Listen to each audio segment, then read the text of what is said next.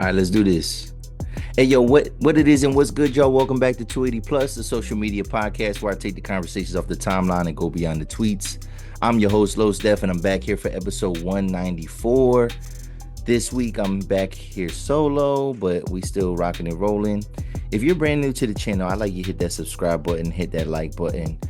Leave a comment if you want to join the conversation. If you know anybody that's interested in the content, please share the content. I mean? Let's keep this thing going.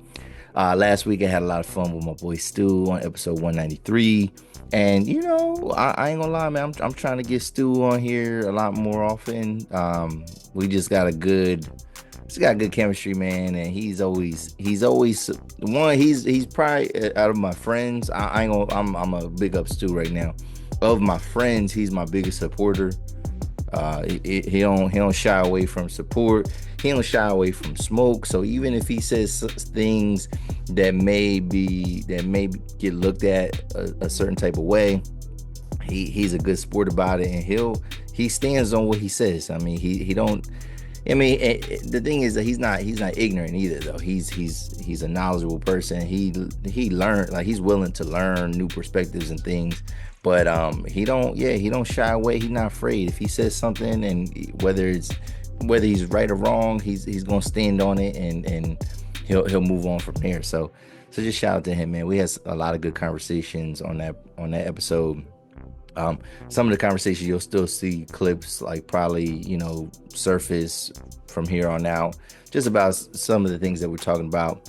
One of the biggest topics that we talked about was that black fatigue, and it's something that I just want to learn a little bit more about, because I will admit that ignorantly we both were going off of reactions to something that already kind of existed. So and I decided to inform myself a little bit, and I found out, the term black fatigue is actually the title of a book, and it was an author named Mary Frances Walker, I believe her name is. Is that what it is?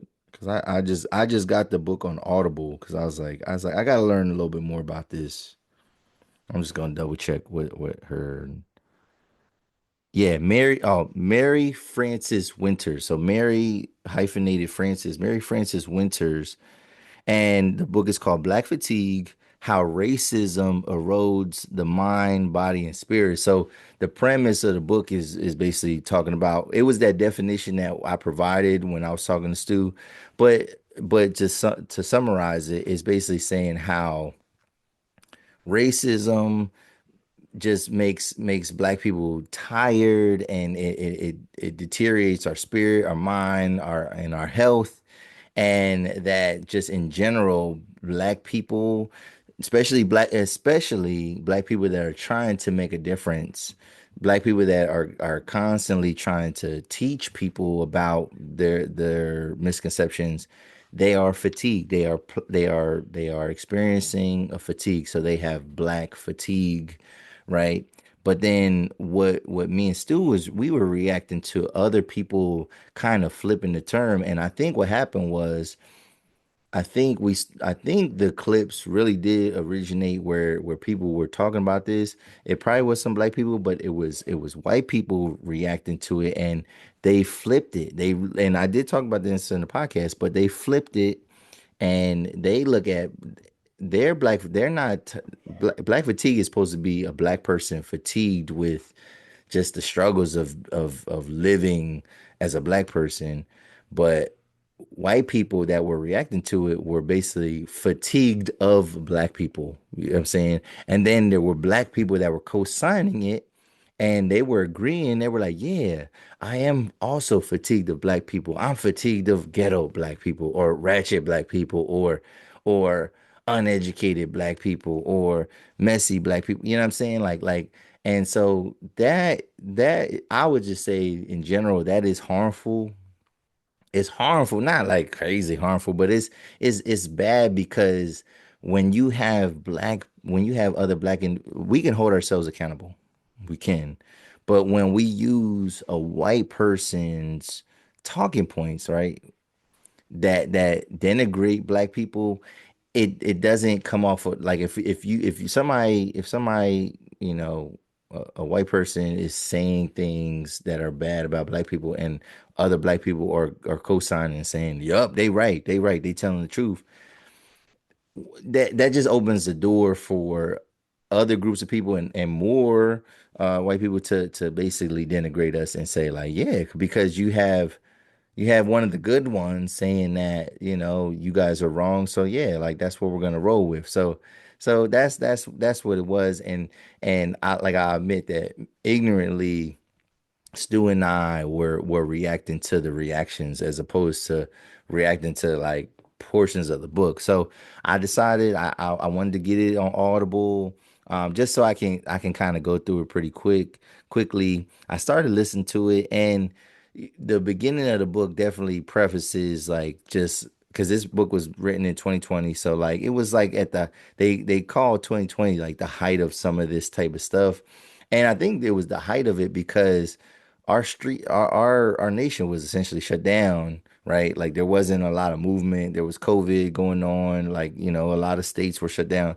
But then we were still having like these egregious, heinous, things happening to black individuals, and they chronicle all these different cases and stuff like that.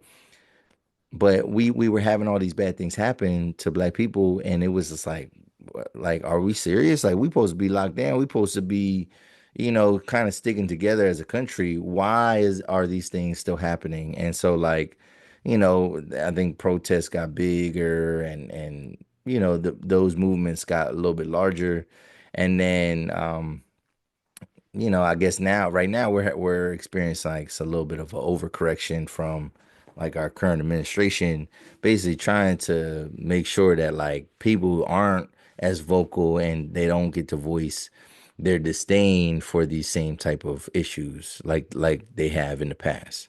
So that's what was going on. So that's what we were reacting to. So I do want to maybe delve into it. It might be a book that I kind of like cover a little bit in here.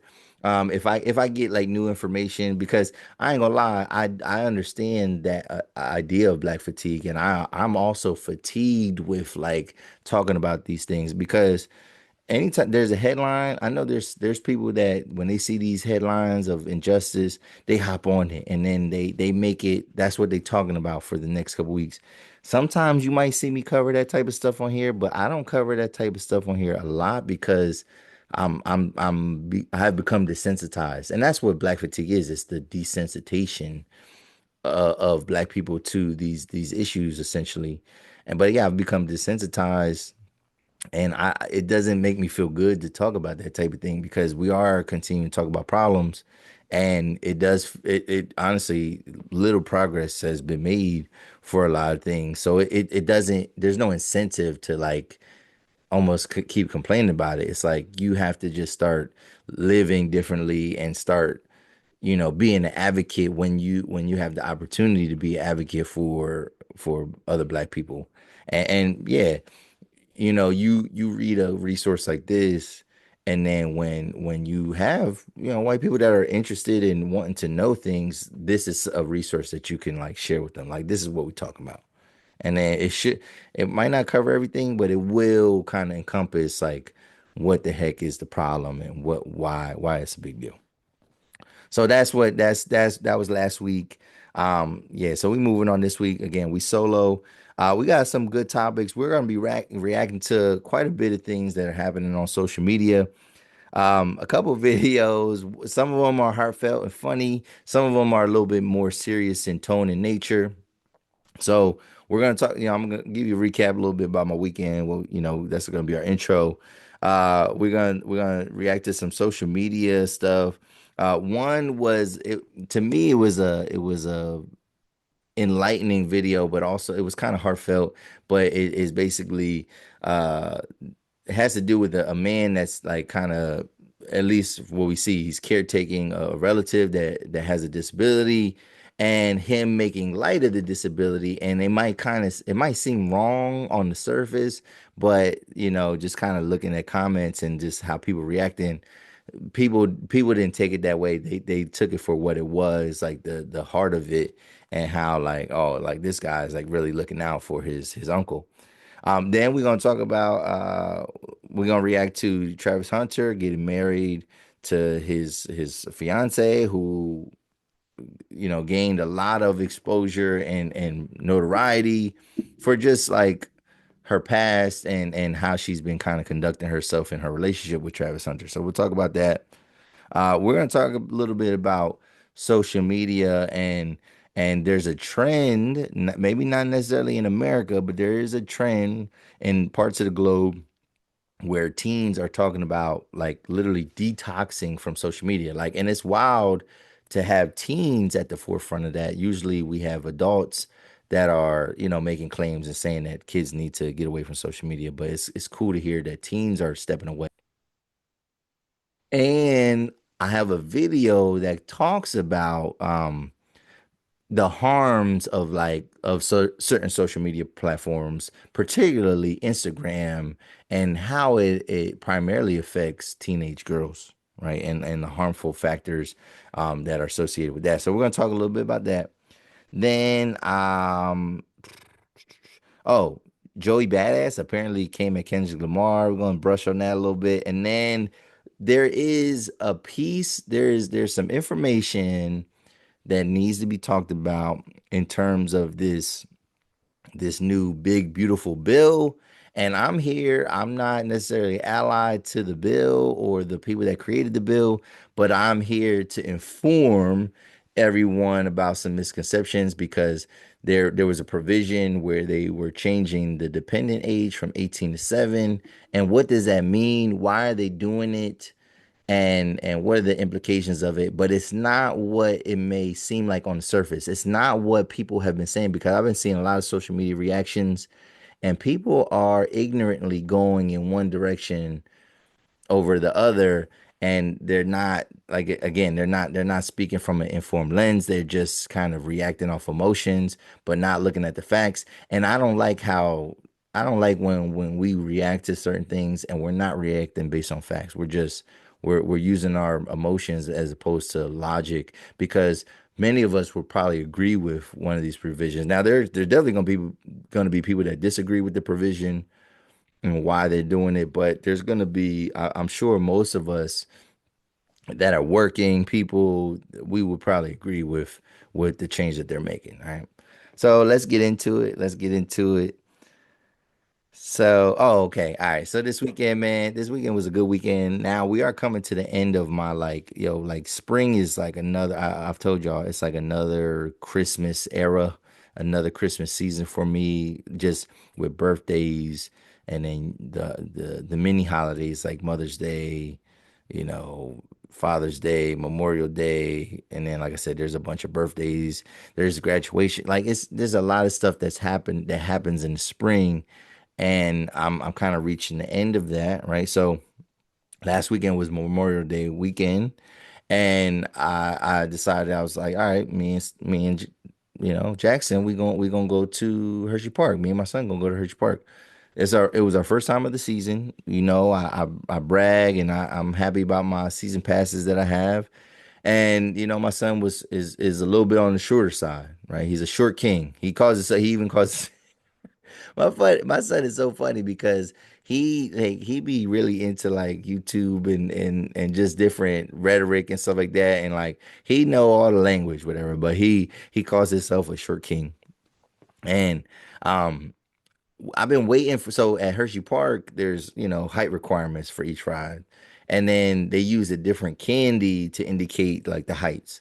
So like, and it's weird because there's the tallest one is called a Jolly Rancher, but like most ride, like you don't even need to be like there's not a ride that you need to be that tall for. Like there's not a ride that you, so the next one down is a Twizzler. So Twizzler, if you're a Twizzler, you can ride everything at the park. Like there's not a ride that you cannot ride on at Hershey Park. And actually, I'm gonna talk about my experience at Hershey Park too. Matt, this is a good say because I just remembered this, and I gotta talk about this. I gotta talk about this. But anyway, so my son is finally a Twizzler, right? And he is at the cusp of it. Like when because they have like these things where you stand up and you can measure yourself, and like if you look above it, it looks like he's underneath of it, but like when you step back and you actually level it out, he's right there. So when we get in the line and she has to put the thing over his head or like measure, as long as if your head is touching the bottom, like so, like just say it's like a little wooden, it's a wooden stick, right? If your head brushes up against the bottom of it or touches the bottom of it, then you're good, right? So you don't have to be taller than that. You don't have to break the plane, so to speak. You just got to be at the plane, right? So he was right there, was like rubbing his head. And then so the first ride that you can get on is one of their newer roller coasters. It's called Candemonium. And like this is the biggest roller coaster he's ever been on. One thing I'm grateful for, and it's probably because of like the nature of us going to amusement parks so much and just like, he my thrill seeker nature, my son loves roller coasters. So this roller coaster was phenomenal to him. And like this is one where because it's in the beginning of the park, it's not usually that crowded. Like it's not unreasonable to get in that line for that. So that's just amazing. So he got on that. There was five roller coasters that he was essentially was allowed to get on. And like my son, man, he had the ball. He had the best time of his life. And he realized like how much that we were able to get done and how many rides we were gonna get on. He was like, dang. Like, and he's looking at the time, he's like, Dad, like it's not even that late. Like, and we did all this. And I'm like, yeah, because now, because a lot of the roller coasters are in a succession, they're in an order. So like before it was selective one, so we had to go from here to over here to over here to over here. Now that he is tall enough, we can go boom, like we can go side by, like we can just hit things back to back to back, and our path is a little bit more linear and it's a little bit more clear. And I cannot wait, man. Like this is gonna be, and I kept gassing him up. I was like, yo, Jackson, this is gonna, and I had to preface it, but this is gonna be your greatest summer. If you're a Twizzler, this is gonna be the greatest summer you've ever had at Hershey Park. And so we're excited, man. So he was pumped up. We were lit. So one of my favorite roller coasters to get on is one called Fahrenheit. And you know what I mean, it has some it's similar to how my last name sounds. I don't give out my government, so don't dox me out there if you know me, right? But anyway, so we're getting in line for that. And like and it's crazy because I saw a group of kids that was like kind of like you could tell a wave of them were going towards the same roller coaster. So we kind of run ahead so we can, get a good place in line because it felt like a big group. I didn't look at them though. So we get in line and you could see it right away. You could see it right away. You could smell it right away, right? And I seen it was a group of like probably like 25 to 30 kids, teenagers, and you could just tell that they were all from the Jersey Shore. Like I'm talking about all these dudes looking like Mikey D. They got that slick back blowout looking look, right? All the girls looking like Snooki, right? They had like, they were dressed to the nines, they had their hair done, they went OD on the makeup, like the makeup, like you could tell like these were young girls. And the thing is though, I work with the youth, and what I would say is that like there are girls that are wearing makeup, but not by and large. Like it's not until teenagers get like a lot older that they're really experimenting with makeup. But like some of these teenagers, they didn't look like they were too much. They look like they would be underclassmen. Some of them look like they would be in middle school, like just the way they were carrying themselves. But like, yo, like they all had the same look. All the girls had the same look. All the guys had the same like, it's crazy because it's like you almost don't fit in if you don't have that aesthetic, if you don't share that same look and style, you could tell you don't even fit in. There was even a kid in that group that looked like he might even been, he might have had some special needs, and he even had the slick back. There was kids, they had these big old gold chains, like some of them bigger than mine, some smaller than mine, but big old gold chains. And some of them had they was throwing that shit on though. Like I seen a lot of Chanel, like Chanel slippers. I seen a lot of Louis. I seen a lot of high designer brands, right? Not no, yeah, not even Balenciagas and stuff like that, like other type of brands, right? And then I noticed like they had some footwear on, right? And they looked like it looked like Converse, right? Because they had the star on it. It looked like Converse. And I was like, and they didn't look like they wasn't like super fly, but I'm like, yeah, that's their style. Like they all got either or they had something low, like a like a Adidas Samba, or even like just other like a Nike shoe that might fit that mold, maybe like a Cortez or something like that, right? Just like a low flat shoe. And so then I got, I ended up asking one of them. I said, yo, like, yo, how, I said, yo, are y'all all together? Because they obviously were all together. He was like, yeah. And I was like, is like a family reunion? He was like, yeah, I mean, Memorial Day, we all get together. But they did say they were from the Jersey Shore. So I'm thinking like, okay, you can smell all the cologne and perfume they all had on, whatever, right? But yeah, this one brand that they had on, I seen they had this star, and then I got close, like in a different ride. I was in the line, and I looked a little bit closer at the shoe, and I was like, "What is that? What does that say?" So I seen like some initials. It said like GGDB or something like that, so whatever. And I was like, "What the heck is that?" Well, I look it up. And this brand called Golden Goose popped up. So I guess that's the GG, and there's like another name that goes with it, right? Yo, these golden gooses, bro, they was running like $625, $835, nothing less than $500, whatever. And like so many of these kids had these shoes on, and it was kind of mind-blowing. And I was critical at first. I was definitely critical, but then it made me look at it. I was like, well, damn, all these kids got the same style, everything, right?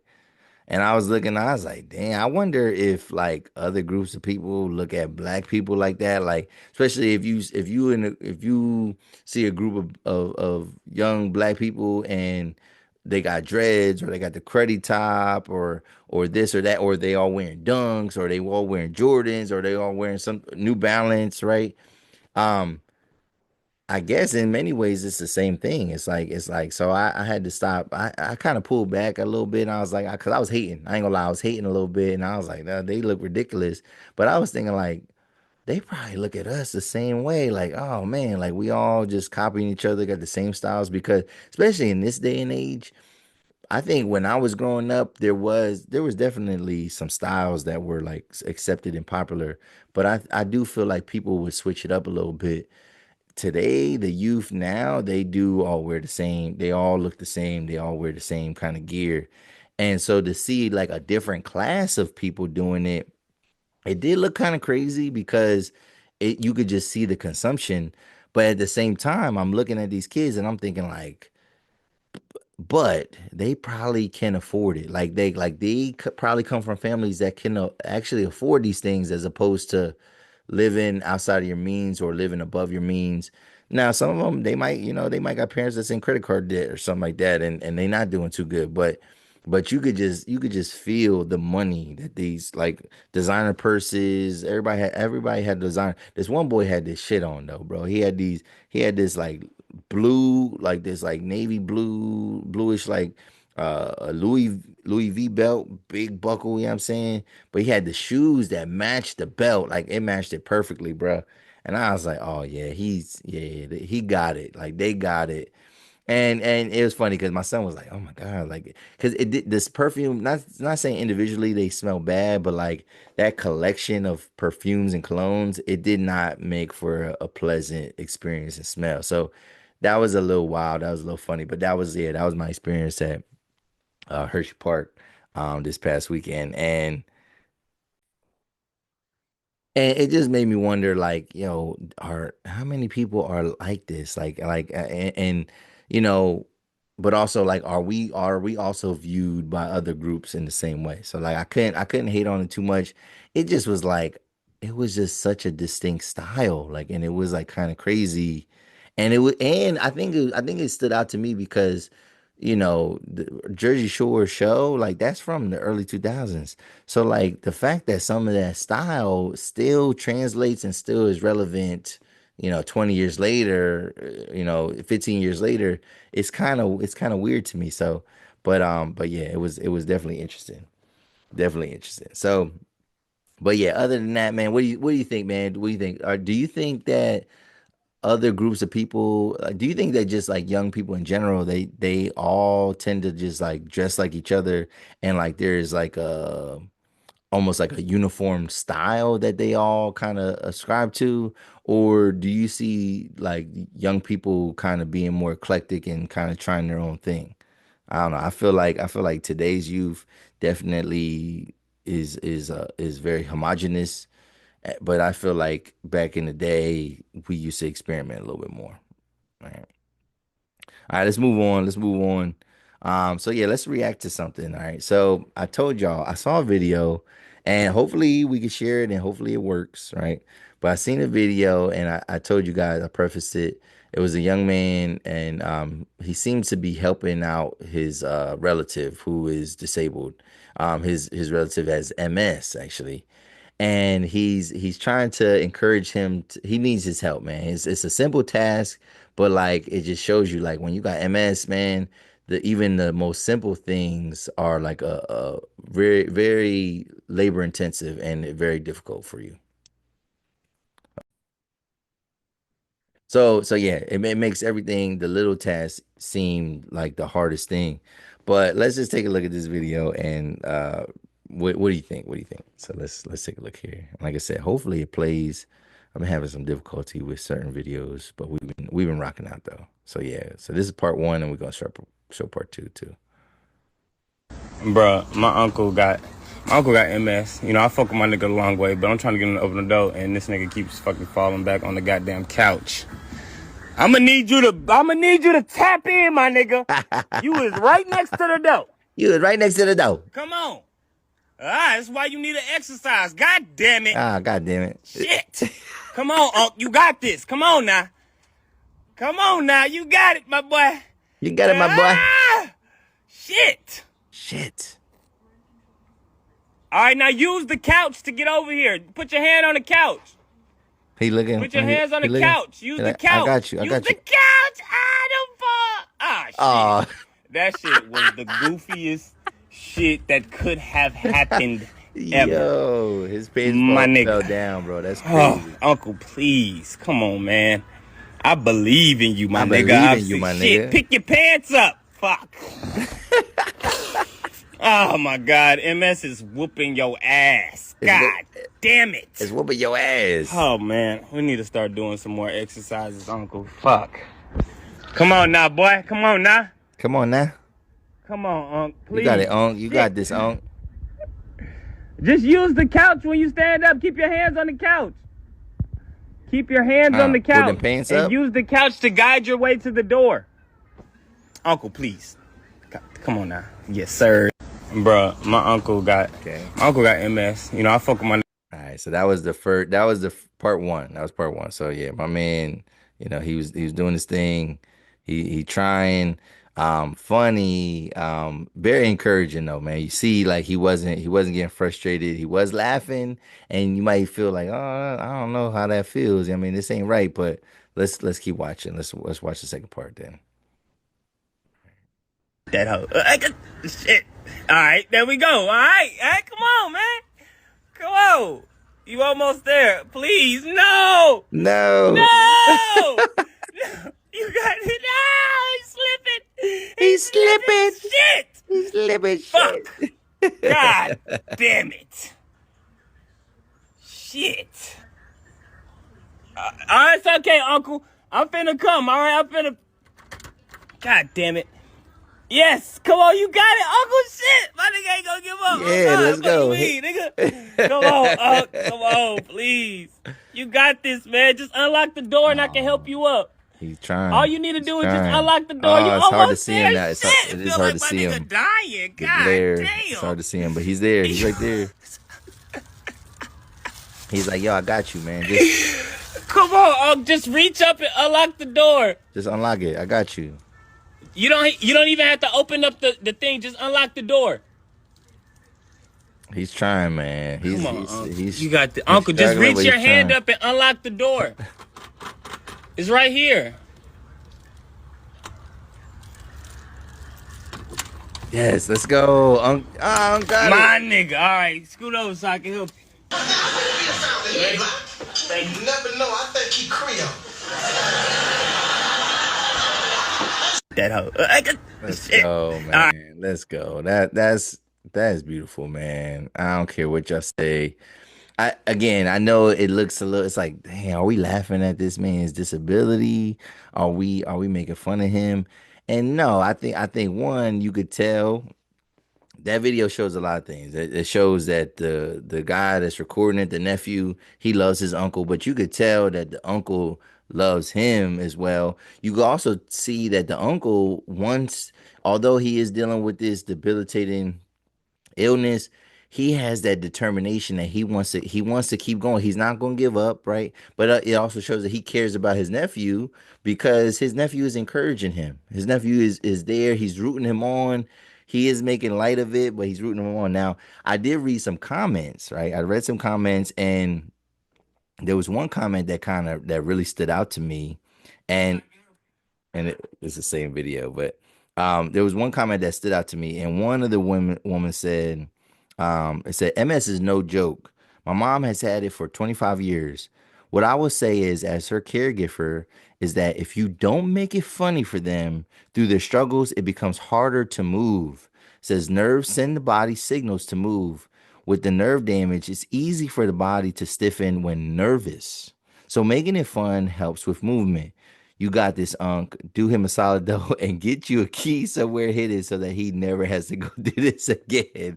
So yeah, that's love. So basically, this woman saying like, "Yo, even if you do have a loved one that you're caring for that has MS, there's probably a learning curve there, and there's gonna be some growing pains, but that you have to make light of them slipping and falling, and hopefully they're not getting hurt, obviously, but like you have to make light of their movements because it actually helps them to be comfortable and to move. But I think if they're tense constantly and worried that they're gonna mess up and worried that their loved ones are going to like ridicule them or lambast them or make them feel bad for having a disability, that it probably does make them, it probably does hinder their performance, whatever. So I thought that video was dope. I thought it was funny as well. I was like crying. Now I don't know, it would be hard to go through that experience myself. It would be really hard to go through that, but at the same time, man, that it was lighthearted, it was good, it was fun.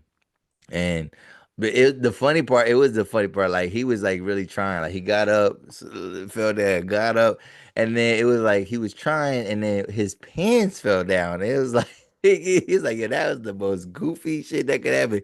Because not only did his pants fall down, then he fell down. So I'm glad no one was hurt in this video. And again, the nephew was even rooting him on, like, yo, you don't gotta stand up and open the door. If you could just unlock it, I got you, bro. And you could see him help his uncle up right away. But yeah, my man, you need to get a key.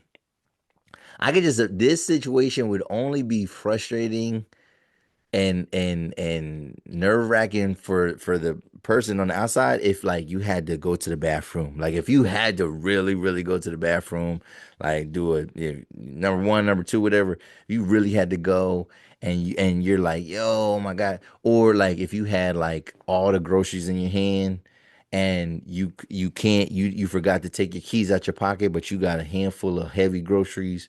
Like that would have been another time where it'd have been like frustrating and like, damn, bro. Like I need you to lock in. And I love that. Like, I'm gonna need you to tap in, my nigga. Like I'm gonna need you to tap in. And he was going in though. So that was great, man. I love that video. And like hopefully, man, if you do experience that, hopefully you can find the light moments in those kind of struggles as well. So all right, moving on. What you think about the video? What you think about that? I thought it was funny. If it was too much for y'all, let me know. But I thought it was good. I thought it was good, heartfelt video. All right, moving on. We're kind of coming towards. Nah, we're not quite at the end yet. We're kind of in the middle of the show right now. So and this is gonna be a quick just thing.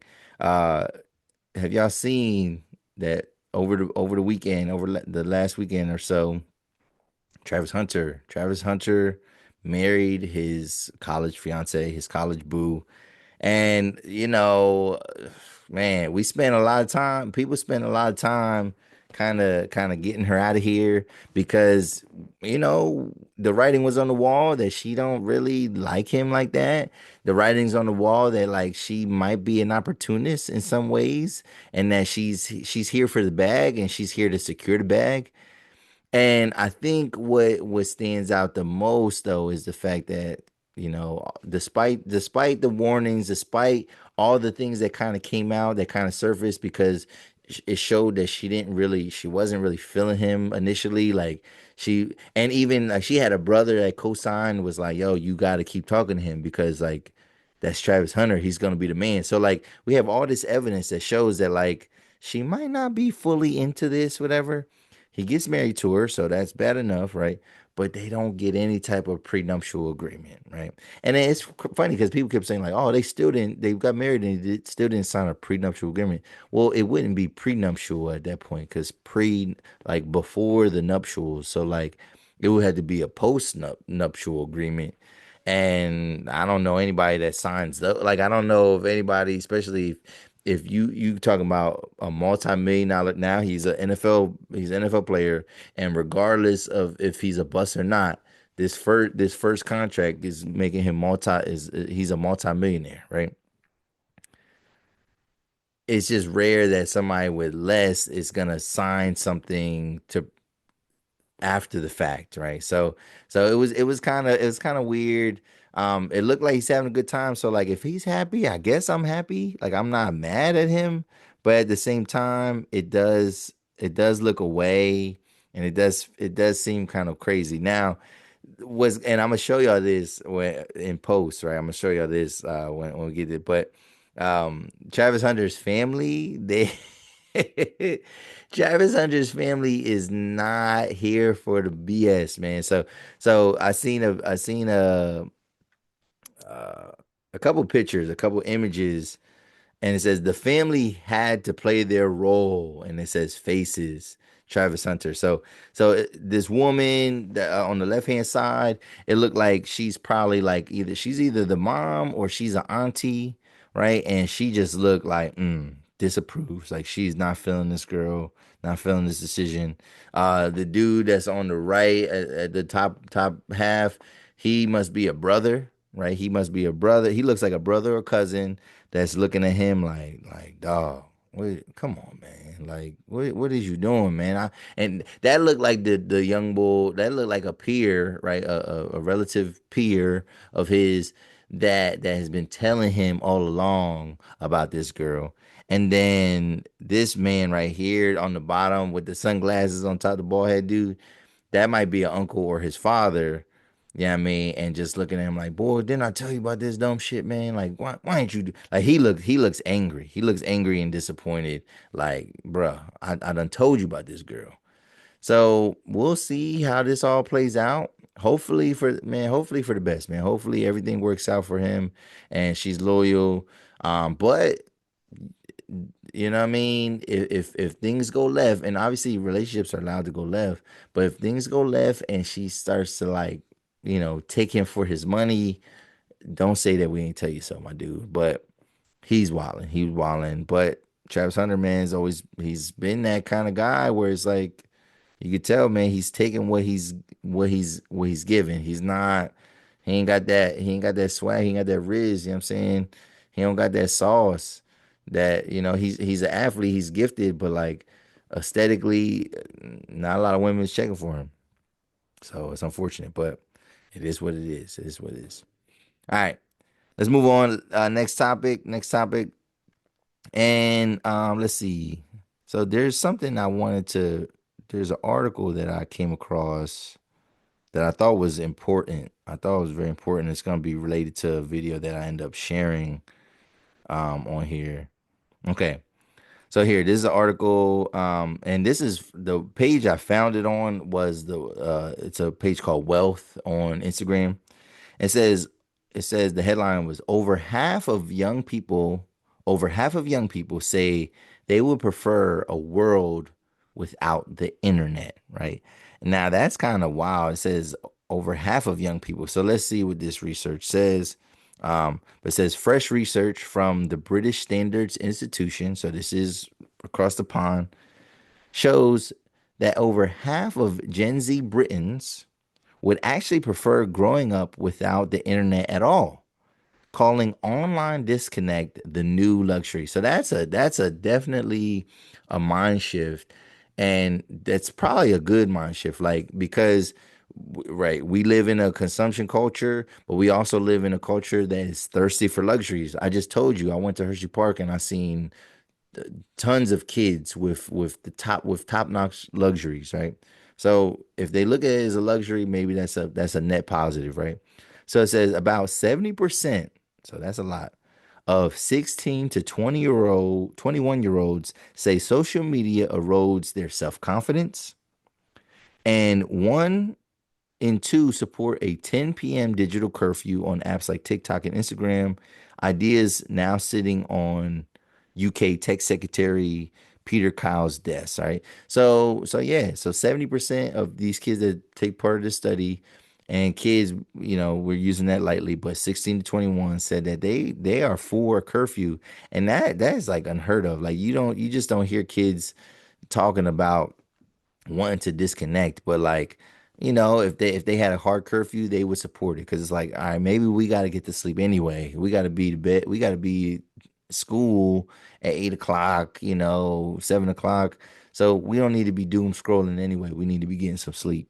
All right, and then um, it says daily habits back up the discontent. Right.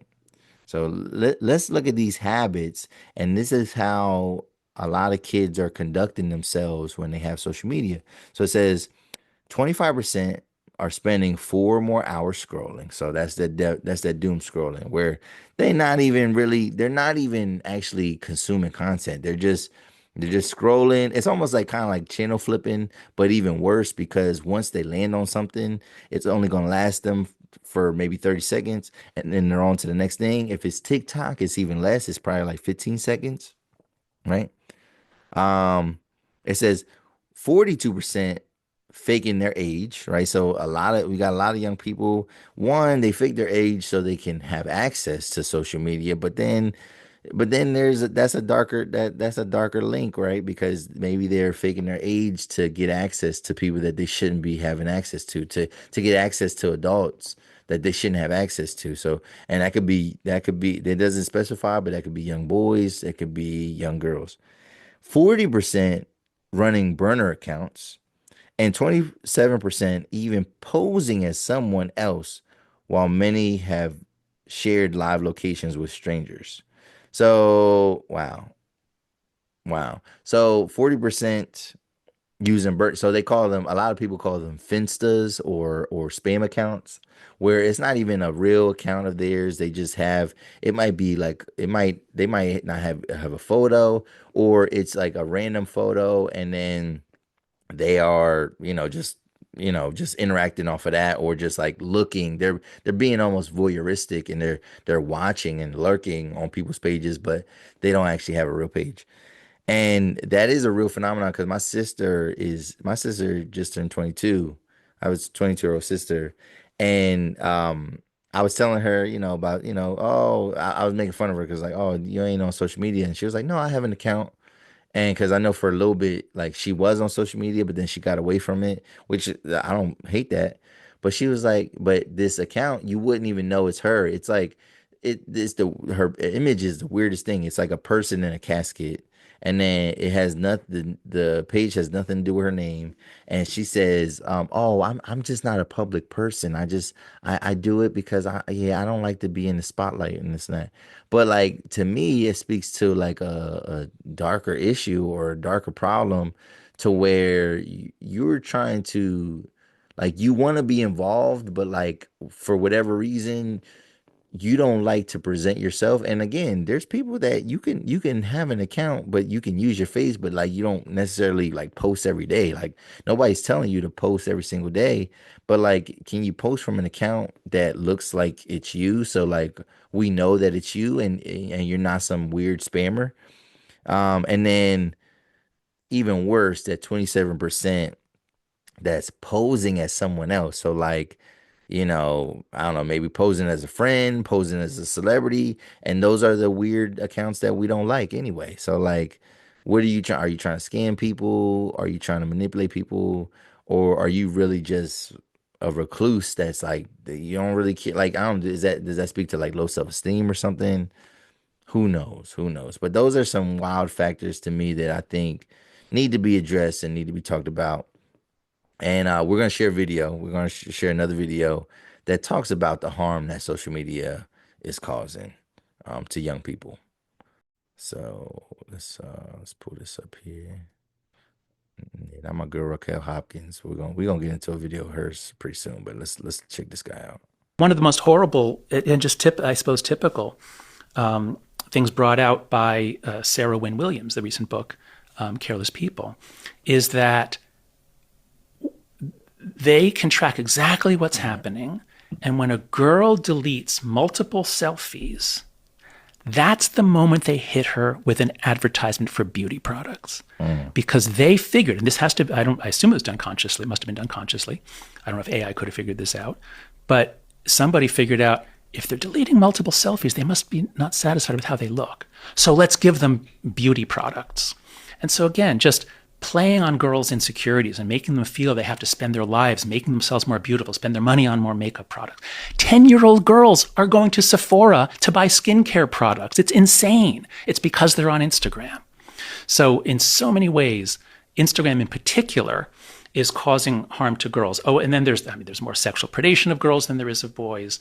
There's the perfectionism. Girls are more subject to perfectionism, and Instagram really sort of encouraged you to be, have a perfect selfie.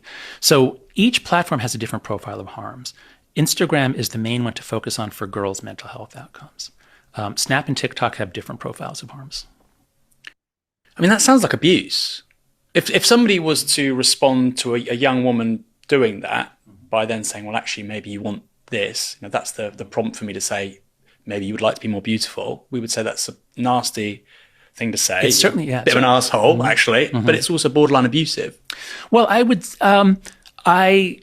say that if you are hosting children, if you have taken over the social lives of children, if you have deliberately made yourself the place that young people, that children are hanging out, I would say that you have a responsibility, you have a duty of care. And that's one of the great things that happened in the UK was you have the age-appropriate design code, the first in the world that I know of, to assert that these platforms have a duty of care that is different. You can exploit adults much more, adults we think, caveat emptor, adults can make up their own minds. You can use sharp practices on adults that are unethical, but they're not illegal. But children are a different story. We all agree about that. Left, right, and libertarian. Children are different. And these platforms don't act that way. Children are profit centered, just as with the tobacco companies. They need to get them young, because if they don't get them young, their competitors will get them young and they'll keep them.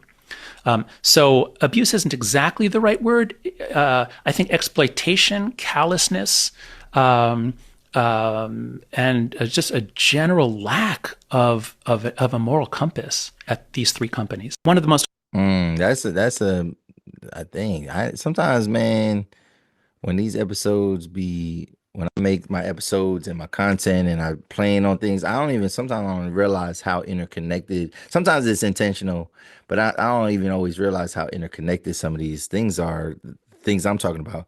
So you just said, like, it's crazy. You got 10-year-old girls shopping at Sephora, like for skincare products. Like, yeah, you should have good, unless we're talking about acne or something like that, you should have pretty fine skin. You shouldn't need to worry about wrinkles and blemishes too much, right? Obviously maybe you are buying some type of moisturizer, but we're talking about makeup for real, for real. And I just feel like that's related to like again, I saw these young girls at an amusement park and dressed to the nines with full face beat and like not good though. It wasn't like it was like high quality like makeup, application, but like it's it wasn't the hottest day, whatever, but like, most women when it's hot outside, they're not even in this time of year, they're not even wearing a lot of makeup. You know what I mean? Because it's too humid out. They might put a little gloss on, you know what I'm saying? Little mask, something.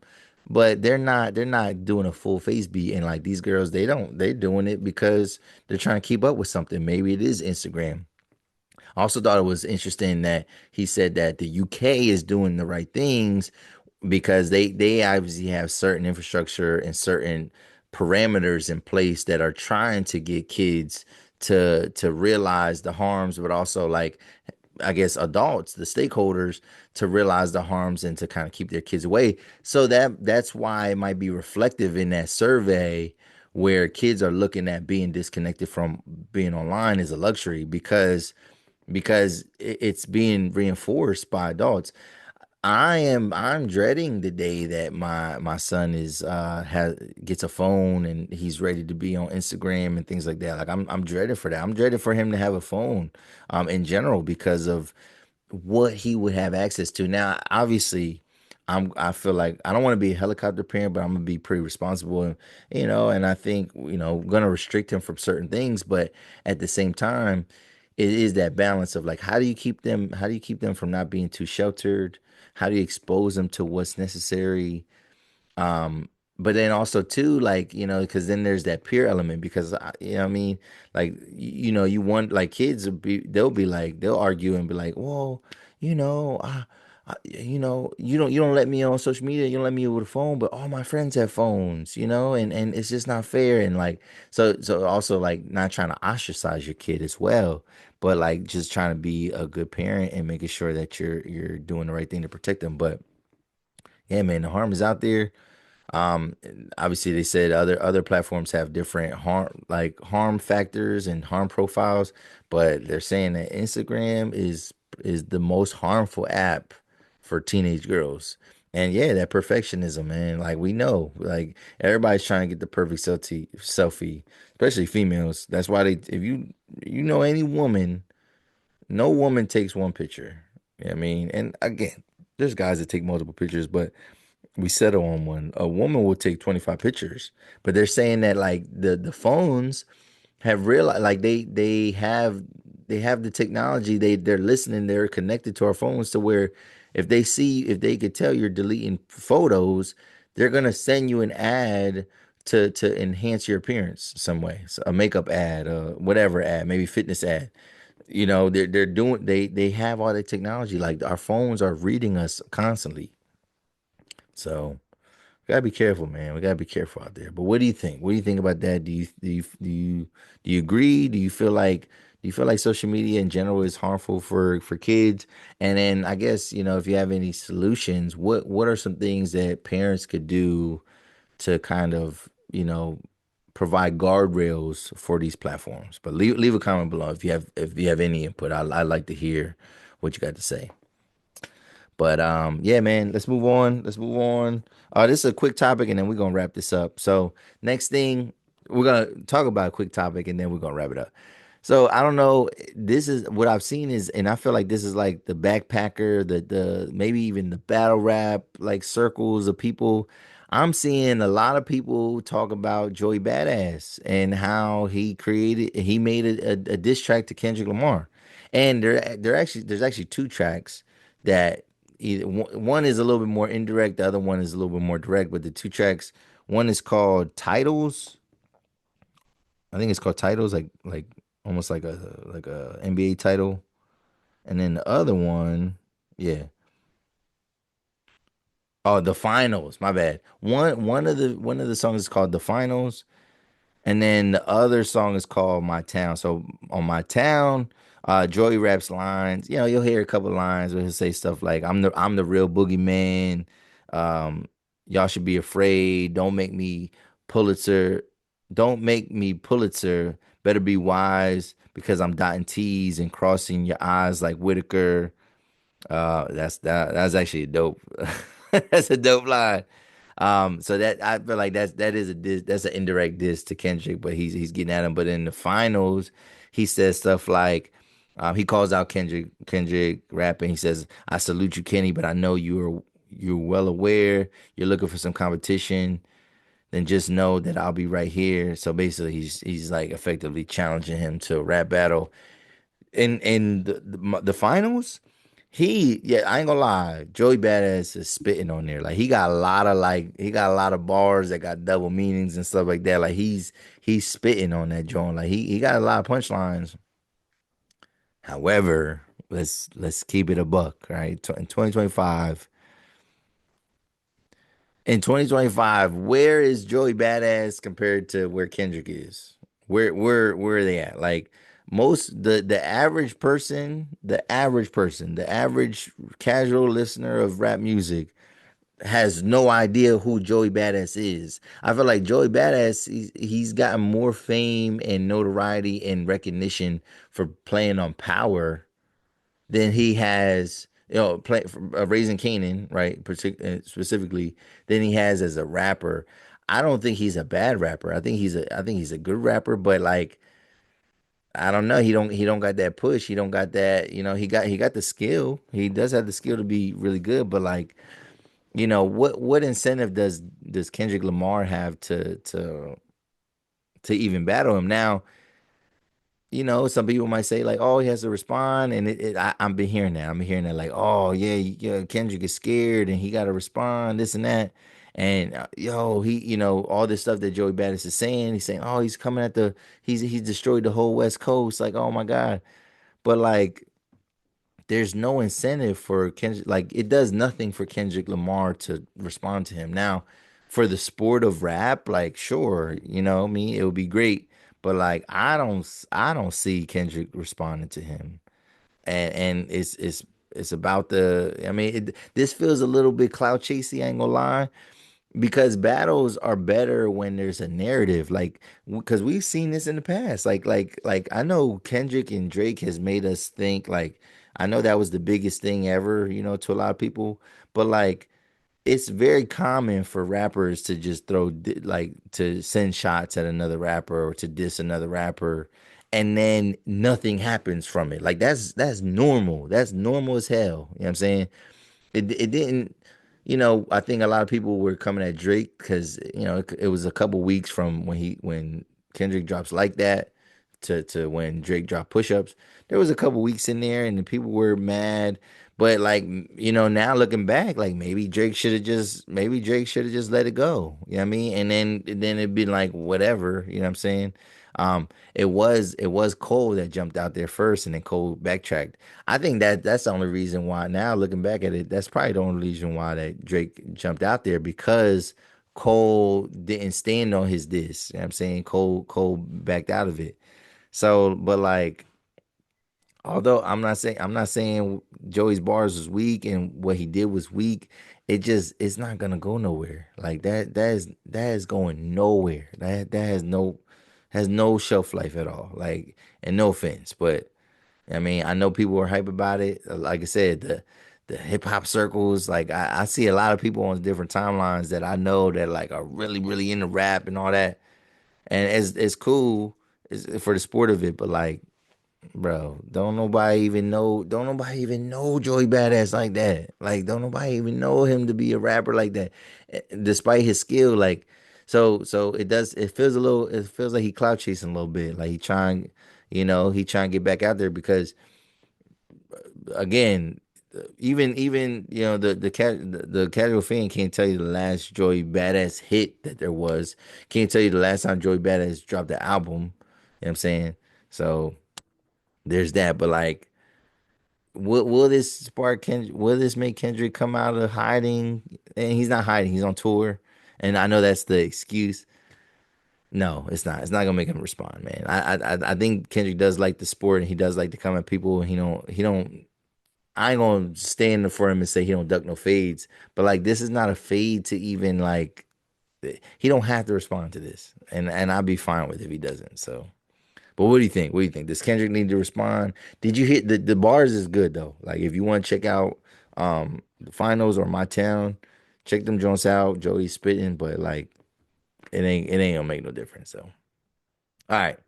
Last topic. Last thing we're gonna talk about, and this is important because one thing I realize is that on these social media platforms, ignorance rises to the top, right? Emotional responses rise to the top, right?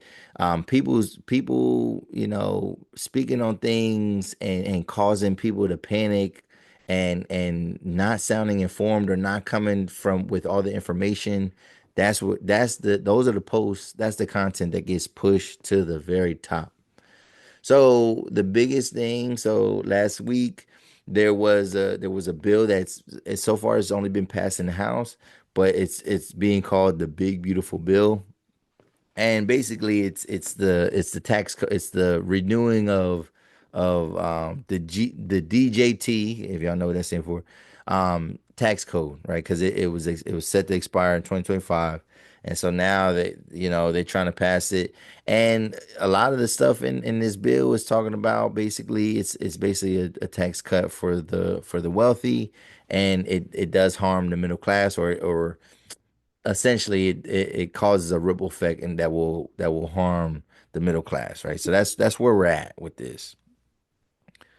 So the biggest thing that has come from it, though, well, there's a couple big things, but the latest thing that keeps coming from it is like, oh my God, did you hear I'm impersonating people that are talking about this.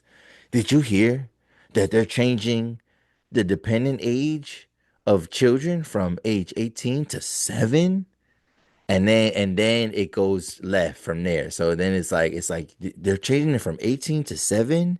And now what are they saying? Are they trying to make kids be child laborers? Are they thinking about putting kids in the workforce? Oh, they deported all these people. So yeah, they must be trying to replace them with child labor. Like they're going on that rant, or oh my God, like who, why are you saying that? Hold on. People are panicking like, oh, so are you saying that a 8-year-old can take care of themselves because after age 7, once they turn 8, they're no longer a dependent? Oh my God, what? Oh my God, this administration, what they're doing? Da, da, da, da, da. Now, first and foremost, I don't support the current administration, right? However, though, I am not going to continue to like just react to things out of ignorance, right? So when I do see some of these things, and it's crazy because like it might be a side that I might typically agree with, but if they're talking about something, I have to look into it because I know by and large that motherfuckers be illiterate. Right? They don't have any understanding, or they don't read past the headline, right? Or even the first paragraph. They're not even getting the good information that you need. They're getting the sensationalized stuff that makes people react. Like that's what headlines are there for. They're there to make you react. Either you're gonna be shocked, you're gonna be happy, you're gonna be surprised, you're gonna be sad, you're gonna be angry, whatever. That's what a headline does, right? It's there to evoke emotion. So let's break this down though, and I'm gonna break this down. So this idea of them changing the dependent age from 18 to 7 has to do with what they're doing is they're proposing to make changes to the SNAP program. So if you don't know what SNAP is, it's basically food stamps, right? That's it. There's a longer name for SNAP that's used, but it's synonymous and associated with welfare, right? So here's the breakdown though. So that's the only thing that's changing. So they are changing the dependent age from 18 to 7 in terms as it pertains to the SNAP benefit program. So here's a breakdown. So there's 5 points that I'm going to make here. 5 points that I'm going to make. And this should clear up some things and then we could talk about it, right? So first, the proposed SNAP change. House Republicans propose a change to the SNAP work requirement exemptions specifically for adults with dependents. All right. So to be on food stamps, to be in the SNAP program, there's a work requirement that you have to meet. Like they don't want you necessarily just sitting on your butt forever, which most of us can probably agree like that's probably not best for our country. Unless you are disabled, obviously, but like if you're an able-bodied person, it's probably not best for you to just be, getting government assistance without doing anything for it, right? So this is still the same point. Under current SNAP rules, adults are exempt from work requirements if they have a dependent child under 18. So there are no work requirements. So yeah, because you can get SNAP if you are like are an adult. You can get food stamps if you're like a struggling adult and you don't have no kids. They'll give you some food stamps. But if they're giving you food stamps, you got to work. The stipulation is that if you have a kid, if you have a dependent, right, and they're under the age 18, so you got like grown kids even, you don't have to work. Like you're not required to work, right? So now they want to get people because what they want to do, they want to get people off of welfare, right? But also they're lowering the age. So it's like because 18, you got some grown people in your house. You know what I'm saying? If they under 18, a 17-year-old, 16-year-old, 15-year-old, right? You don't have the same struggles to work if you have an older kid. Like you don't have to worry about childcare the same way, right? So before there was no work requirement, now they're trying to make a work requirement. And it says the proposed change would lower the age of a dependent for this exemption to under 7.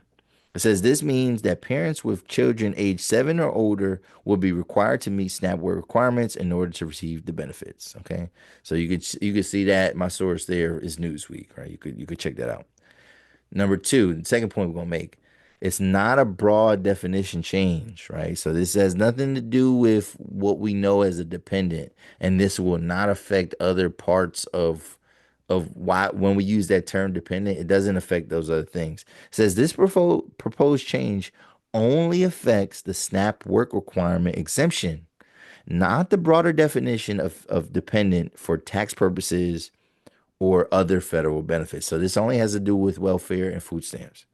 It says here, parents can still claim children up to age 18 and in some cases older as dependents on their tax return. So this does not mean that you cannot so you're not losing thousands of dollars like they originally said people were saying. It says children over 7 continue to qualify for programs like Medicaid, CHIP, and school lunch programs. Now, it's so children over 7. So yeah, so it doesn't affect health insurance. It doesn't affect school lunch um or Medicaid, right? So it doesn't necessarily take from them. So let's keep going. So this is the third thing, the third point. Implications of the SNAP proposal. If implemented, the SNAP change would significantly impact families with children over 7 who rely on SNAP for food benefits. So what this means is that like people are gonna have to be a little bit more mindful.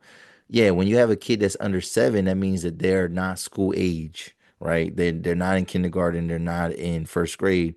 So yes, it does make it harder for people to get steady employment when when they're concerned with childcare. Well, if your kid is in school and and probably you probably will qualify for like other type of assistance to get like maybe after school care and things like that. But it's only gonna affect like how much food stamps you get because they're saying like, yo, you can work.